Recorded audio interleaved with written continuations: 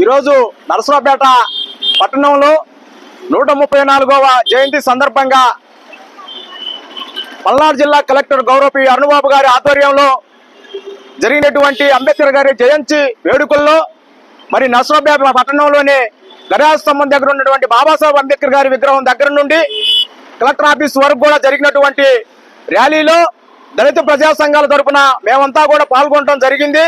అటు తరువాత జాషువా కన్వెన్షన్ హాల్లో జరిగినటువంటి మరి అంబేద్కర్ గారి 134వ జయంతి సభలో పాల్గొని మరి జ్యోతి ప్రజ్వలనతో పాటు బాబాసాహెబ్ అంబేద్కర్ గారి చిత్రపటానికి పూలమాల వేసి ఘనంగా నివాళులర్పించడం జరిగింది.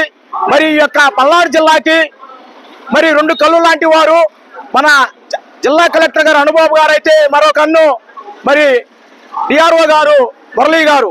ఈ భారతదేశంలో ఉన్నటువంటి దళితులకి డాక్టర్ బాబాసాహెబ్ అంబేద్కర్ గారు ఒక కన్ను అయితే బాబు జగ్జీరావు గారు ఒక కన్ను.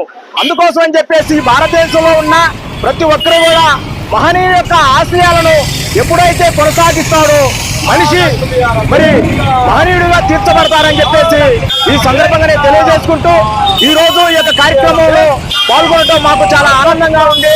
ఈ సందర్భంగా గౌరవ కలెక్టర్ గారికి మరి మమ్మల్ని ఆహ్వానించినందుకు మా తరఫున జేబీఎంలో కృతజ్ఞతలు తెలుపుకుంటూ సెలవు తీసుకుంటూ ఉన్నాను. జై భీమ్, జై అంబేద్కర్, జై భారత్.